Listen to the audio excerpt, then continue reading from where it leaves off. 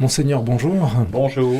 Alors samedi et ce dimanche, enfin ce week-end, du coup, c'est le premier week-end de l'Avent. On vous dira un mot sur cette période. Cette semaine, le conseil presbytéral se tenait à Maumont, c'était mardi et mercredi dernier, pour la mise en œuvre des orientations diocésaines. Une délégation de Coréens était en Charente cette semaine aussi, pour officialiser le jumelage avec la paroisse Pierre-Maître sur Angoulême.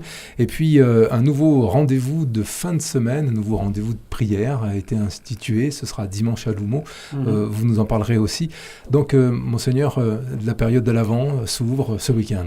Eh bien, engageons-nous dans cette période avec beaucoup d'enthousiasme. Comme nous avons fêté la fête du Christ roi il y a 8 jours. C'est comme dans toutes les histoires vraies. Quand on a la fin de l'histoire, on vit mieux un petit peu le déroulement quand on en fait mémoire. Et je crois que c'est tout à fait ce qui se passe dans cette période liturgique. On voit la victoire, effectivement, de l'amour du Christ mort et ressuscité pour nous, puis aujourd'hui dans la gloire du Père. Et du coup, je crois que revivre tous les événements qui le concernent, l'histoire de notre salut, va nous permettre de vivre tous ces événements, y compris de manière très concrète dans l'incarnation, nos événements, les événements difficiles concernant une société, concernant l'Église. Eh bien, nous pouvons le vivre avec cet esprit de vainqueur, mais pas un vainqueur contraignant ou qui s'impose, mais comme une victoire qui fait que voilà, on a raison d'être plein d'espérance et de grandir dans la foi. Donc on reprend le début de l'histoire avec cet esprit un peu d'allégresse. C'est une période de l'Avent pour réapprofondir sa foi. Enfin, ça se vit comment différemment par rapport au Carême, par exemple, qui est une autre période où on se réinterroge sur sa foi. Au Carême, on a déjà fait l'expérience qu'on était capable de pécher. Là, on est plus dans une attente, comme le peuple de l'Alliance dans l'Ancien Testament.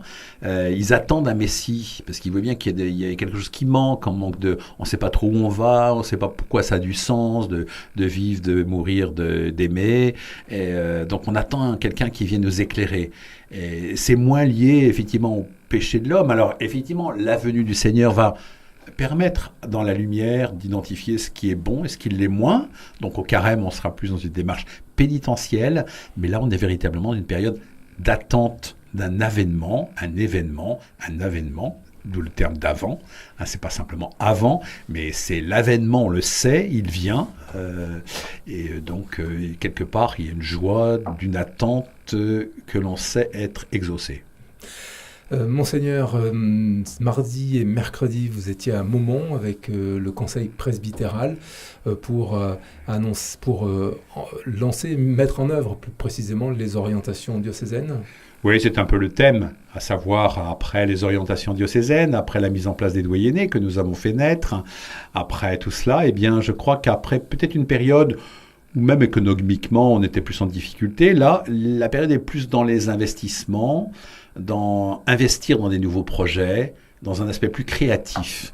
Et je pense qu'on a vécu, d'abord parce qu'on l'a précédé d'une journée un peu de récollection, où les prêtres étaient en silence et en prière, où je donnais deux enseignements pour aider avec la prière des sœurs, pour nous préparer. Et je pense que peut-être que ça a contribué à ce bon esprit du conseil presbytéral. Et puis, on a aussi, au cours de ce conseil presbytéral, été très ouvert. On a accueilli des projets, on a accueilli une nouvelle association, Forum Magdalena, qui fera certainement l'objet d'une émission spéciale sur RCF. On s'est demandé qu'est-ce que devenait Bassac. On a essayé d'accueillir aussi des témoins qui nous ont parlé d'évangélisation dans les collèges, les lycées, de voir aussi l'initiative d'une maison qui accueille des gens en difficulté, blessés de la vie, de toutes sortes. Voilà, ouvert sur ce qui se passe dans l'Église pour nous-mêmes nous investir dans des nouveaux projets missionnaires. Donc il y a vraiment des occasions de se réjouir. Monseigneur, une réjouissance aussi cette semaine, s'il en est, avec cette délégation de Coréens qui est venue officialiser ce projet de jumelage entre les églises Pierre-Maître en Corée et ici à Angoulême. Je suis très admiratif des Coréens qui ont vraiment une reconnaissance vis-à-vis de Pierre-Maître et donc par le biais de Pierre-Maître de la France. Donc là, il y a un groupe de 9 Coréens qui sont venus, accompagnés par le curé de la paroisse Saint-Pierre-Maître de Jingbongdong, c'est peut-être pas la bonne prononciation, mais c'est ça que ça veut dire, hein, qui sont venus à Neuf pour vraiment passer du temps en Charente sur les traces de Saint-Pierre-au-Maître. Et donc il y a eu une volonté, suite à notre dernier passage il y a 2 ans avec le père Benoît Lecomte, une rencontre aussi avec les curés, de se dire pourquoi pas faire un jumelage. C'est passé aussi par les jeunes, hein, de Saint-Pierre-au-Maître, et donc qui sont venus, et nous avons fait hier une célébration, enfin c'était jeudi, une célébration pour 2 jumelages, Action de grâce pour Saint-Pierre-au-Maître. Et nous avons signé des papiers, l'évêque de là-bas avait signé, j'ai signé, les prêtres, les curés, les conseils aussi pastoraux, hein, de paroisse, hein, les EAP ici. Hein, nous avons signé un accord de jumelage qui fait que, bon, c'est du papier pour le moment. C'est plus que du papier, parce qu'il y a vraiment un esprit avant, oui, tout à fait. Et puis qui se vit par la visite de nos pèlerins coréens. On peut espérer aussi qu'il y ait vraiment des Charentais qui ont envie d'aller visiter la Corée. D'ailleurs, j'avais eu la chance de le faire il y a 2 ans, juste après mon arrivée en Charente. Et là, nous sommes invités de nouveau par la paroisse Saint-Pierre-au-Maître, hein, de Qingbongdong, pour l'inauguration de leur nouvelle église. Il y a 2 ans, on avait visité une église que j'avais trouvée plutôt pas mal, en bon état, et puis il m'avait dit, mais on vous invite pour la nouvelle inauguration. Alors je leur avais dit, mais vous allez l'agrandir? Il me dit, ah non, on va raser, puis on va en reconstruire une autre, hein, avec 800 places, puisqu'il y a 5 messes le dimanche. Hein, donc voilà, on est là aussi dans un autre monde, et nous espérons pouvoir y aller. Nous sommes invités en tout cas à y aller au mois de mai, pour que les relations entre Saint-Pierre-au-Maître, entre la Charente et ce diocèse, hein, puissent se fortifier. Et puis on ne sait jamais, on a bien envoyé un Charentais en Corée, peut-être que la Corée va envoyer des prêtres coréens en Charente. Ça nous ferait plaisir en tout cas. On verra, l'avenir nous le dira. En tout cas, il y a une ferveur. Ah oui, et puis c'était très très beau. Et donc il y a une belle rencontre avec les 2 communautés paroissiales. Monseigneur, dimanche 1er décembre, dimanche, le premier dimanche de l'Avent, on sera déjà le 2 décembre, vous célébrerez l'Eucharistie à l'église de Loumo à 18h30 avec le lancement d'une proposition d'un week-end tous les dimanches à cette heure-là pour célébrer en fin de week-end. En fait, c'est très simple. Depuis un moment, on se disait, mais ce serait quand même bien de proposer, ce qui est ici dans beaucoup de diocèses, une messe le dimanche soir. Ça, c'est pour permettre à ceux qui partent en famille et qui reviennent assez tard, peut-être pour les jeunes qui ont eu une petite soirée le samedi soir et qui ont envie de dormir le dimanche matin, ils ne pourront pas avoir l'excuse de ne pas aller à la messe le dimanche matin, sachant que maintenant, il y en aura une dans le diocèse, hein, pour le dimanche soir. Donc, en fait, c'est une messe dominicale dans la paroisse des Saints-Apôtres, dans ce lieu Saint-Jacques de Loumo.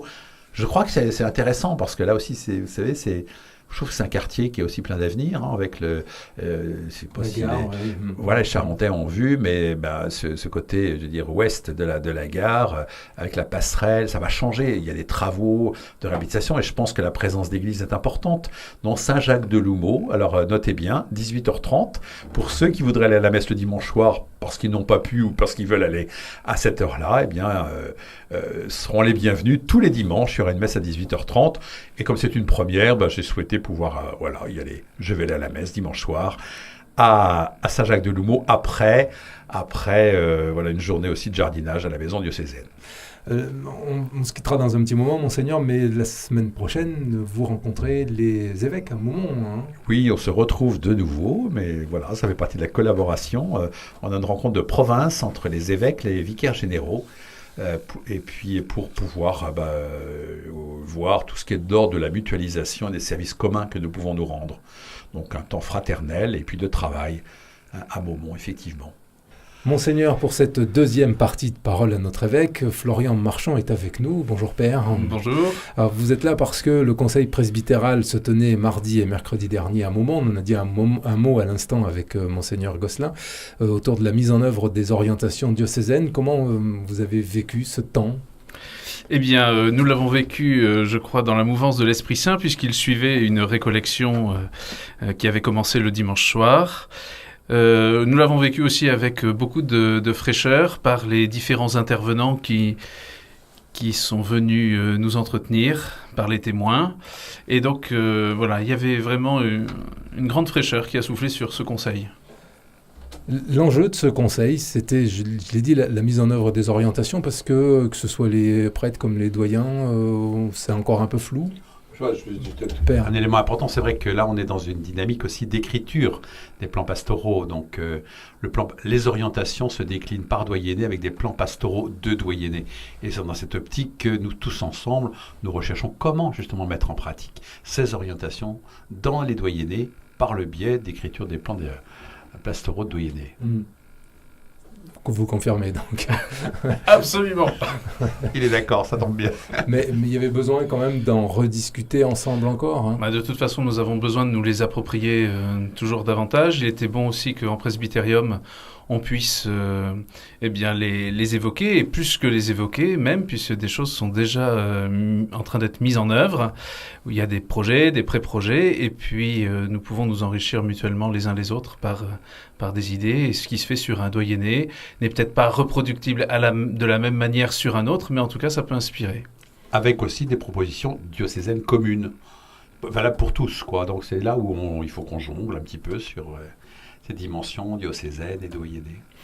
Parce que vous avez identifié des propositions qui peuvent être communes justement entre le nord, le sud, l'est ou l'ouest du département.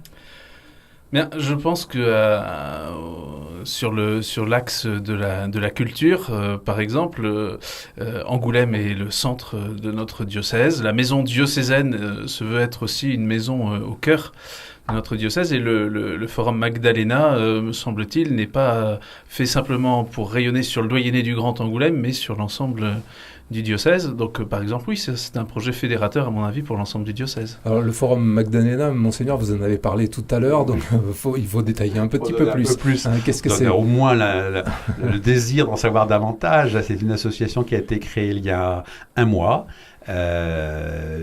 dont la visée et l'objet de l'association, c'est véritablement l'ouverture un petit peu à la société, à la ville d'Angoulême, mais aussi au département, pour être un lieu de partage, un lieu de colloque, d'exposition, et dont c'est pour ça que le Père Florian parle, à savoir au cœur même de la maison diocésaine, en particulier dans la partie chapelle, ce qui était l'ancienne chapelle du Carmel, qui a déjà été réhabilitée avec la salle synodale, mais au-dessus il y a une salle de trésor qui ne sert plus puisque tout le trésor est parti à la cathédrale.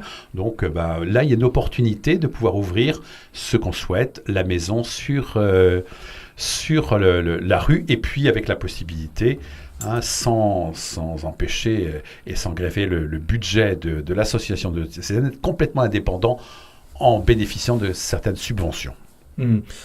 C'est un lieu où sera donc développé la culture plus que le culte, c'est ça, hein ? Oui, ce n'est pas un lieu de culte, ce sera un lieu de partage, de rencontres et d'enseignement éventuellement, ce qui veut pas dire qu'il n'y a pas des sujets qui concernent la foi chrétienne, bien sûr, mais voilà, ouvert. Oui, dans une salle à découvrir magnifique avec de beaux vitraux que personne ne voit, enfin pas beaucoup n'y ont accès. Je vous invite de faire une émission sur le sujet et puis d'inviter le président de l'association qui est Jean-Michel Lamazerolle. Donc culture et société, c'est un de ces axes, des orientations. Je rappelle les autres: famille, solidarité, jeunes, formation, parole et ressourcement. Alors j'imagine que cet axe culture-société n'est pas le seul qui soit transversal, Père Florian Marchand. Non, l'axe ressourcement a aussi été évoqué, notamment avec le devenir de l'abbaye de Bassac, qui est une abbaye millénaire, chère à notre diocèse, qui l'a marqué, notamment plus récemment avec les frères missionnaires de Sainte-Thérèse, qui ont dû quitter ce lieu, mais qui reste un lieu thérésien pour notre diocèse. Et donc, il y a tout un projet de réhabilitation de cette abbaye pour en faire véritablement un centre spirituel, pouvant accueillir des récollections, des retraites, des célébrations, bien évidemment. Un lieu de prière aussi qui soit quotidien, avec, par exemple, la prière de la liturgie des heures. Et ce projet va nécessiter, bien évidemment, que nous puissions Ce projet va nécessiter qu'on s'y attelle, et dans ce projet de réhabilitation des bâtiments, eh bien, ce lieu d'ici, nous l'espérons peut-être 3 ans, pourra servir avec une hôtellerie également d'une 20aine de places. Et puis, bien évidemment... Mais ça, c'est le projet privé de l'abbaye, non ? C'est un projet un peu indépendant, certes, mais qui a un projet aussi qui a une dimension spirituelle. Alors nous sommes chargés diocèse, nous ne sommes pas chargés d'investir financièrement, mais nous sommes partenaires pour pouvoir assurer une certaine animation spirituelle au cœur même de l'abbaye de Bassac. Donc tout cela reste... Il y a une association aussi des amis de Bassac et puis une structure juridique qui permet effectivement, nous l'espérons, de pouvoir avoir des financements qui ne concernent pas l'association diocésaine. Je me permets encore d'insister sur le sujet pour pas qu'il y ait de méprise, mais et nous sommes attentifs à l'évolution de ces lieux qui, bien sûr, historiquement sont importants dans la vie de l'Église de Charente. Dans ce conseil presbytéral axé sur les orientations diocésaines, la question de la solidarité, de la fraternité qu'on peut mettre dans le même axe, elle se développera comment ? On en sait un peu plus ? Alors nous avons accueilli un couple de témoins qui arrivaient de Bretagne qui nous ont parlé de leur expérience dans ce qu'ils ont appelé le village Saint-Joseph, qui est un foyer qui accueille des personnes blessées, soit parce qu'ayant été dépendantes à l'alcool, à la drogue, sortant de prison. Voilà, pour essayer dans ce type de foyer-là de recréer une vie familiale, en présence du Seigneur, bien évidemment, et de telle sorte que des personnes puissent se reconstruire avec une dimension de travail également. Et donc, il y a peut-être des lieux dans le diocèse qui peuvent nous inspirer pour vivre cela. Et donc, c'est un chantier qui est complètement ouvert. Oui. Mais la solidarité ne se limite pas à cela, quand même. Non, mais c'est vrai que c'était un beau témoignage. Et puis, ça nous fait réfléchir en disant, bon, certes que ça peut ne pas être reproductible, quoi qu'on peut aussi l'étudier, et de voir comment, justement, nous, on est sensible à la place à laisser aux pauvres. Donc, il y a ce type de pauvreté, il peut y en avoir d'autres. Il y a les migrants, il y a voilà. Et toutes ces questions-là, il y a un service solidarité, quand même, dans le diocèse. Mais de se dire, soyons attentifs à la place que nous donnons aux pauvres dans l'Église aujourd'hui. C'était ça un peu l'objet. Et par l'expérience des autres, on se dit, voilà, qu'est-ce qu'on fait, nous ? Est-ce qu'on met vraiment, comme disait le pape, est-ce qu'on a une option préférentielle pour les pauvres ? Voilà. On aura presque balayé les 6 axes quand même. On n'a pas parlé de famille, de jeunes et de la formation non plus, mais les jeunes... quelle approche ce conseil presbytéral s'est donné ? Un petit peu d'être attentif en particulier aux établissements éducatifs et de se dire les propositions que nous pouvons faire dans une annonce explicite. Là aussi, nous avons invité aussi d'autres parce qu'on s'est dit c'est important d'avoir le regard des autres et des expériences. Je crois que de plus en plus, de diocèse à l'autre, on essaye de communiquer, c'est une bonne chose. Les choses ne vont pas de soi. Il ne suffit pas d'avoir une école avec un aumônier nommé et puis une petite équipe d'aumônerie. Là, il y a vraiment aussi des défis pour aller rejoindre les jeunes dans ce qui les touche et de pouvoir les toucher dans ce qu'ils n'imaginent pas. Mais là, on a une richesse à communiquer. Donc là, on a rencontré effectivement... Oui, un homme qui a mis en place des parcours sur le diocèse de Nantes et de Lyon. Et d'ailleurs. Oui. Il y a une 50aine de parcours actuellement en France qui sont en cours. Véritablement, ce sont des parcours basés sur le témoignage, l'évangélisation des jeunes par les jeunes. C'est un parcours qui est complémentaire à ce qui se vit déjà dans les aumôneries. C'est pas quelque chose du tout en concurrence, mais ça se veut aussi une ouverture, comme le disait Monseigneur, une annonce explicite de la foi. Pour terminer, sans doute, Florian Marchand, Père Florian Marchand, comment vous ressortez de ce conseil presbytéral face à ces orientations en confiance ? Alors d'abord, nous avons partagé entre nous, les prêtres, comment nous avions vécu ce conseil. Et de manière quasi unanime, nous l'avons fort bien vécu, avec un vrai enthousiasme, des vrais liens fraternels entre prêtres. Et je crois que ça peut nous aider à nous approprier toujours mieux ces orientations diocésaines. et peut-être même aussi à désirer qu'elles soient mises en œuvre le plus tôt possible. Oui, c'est ça. Mais après, faut en parler autour de vous. Ouais, c'est vrai que là, on n'a pas parlé de la formation parce que Jacques Bonnet était venu la semaine dernière, donc c'est des sujets qui concernent tout le monde. Se former aussi, former l'être chrétien. Hein, et se dire, bien là, tout ça, on peut avoir des projets, mais il faut qu'il y ait des acteurs. Et c'est là où vraiment on compte sur tout le monde. Parce que c'est comme une association, c'est une coquille vide. Si personne ne s'y engage, je veux dire, il n'y a aucun fruit. Donc on verra aussi l'importance des fruits. Pour le moment, on essaie de mettre en place des structures qui permettent un investissement réel. Et je crois qu'il y a un mot qui venait dans le cadre de ce conseil presbytéral, c'est quand même de mission. Ce sont les axes missionnaires. On doit être missionnaire, voilà. Et c'est la beauté de la mission. Ben merci beaucoup, Monseigneur Hervé Gosselin. Merci aussi à vous, Père Florian Marchand, d'être venu nous parler de ce temps de conseil presbytéral à Maumont cette semaine autour de la mise en œuvre des orientations diocésaines dans les doyennés. Merci à vous. Merci.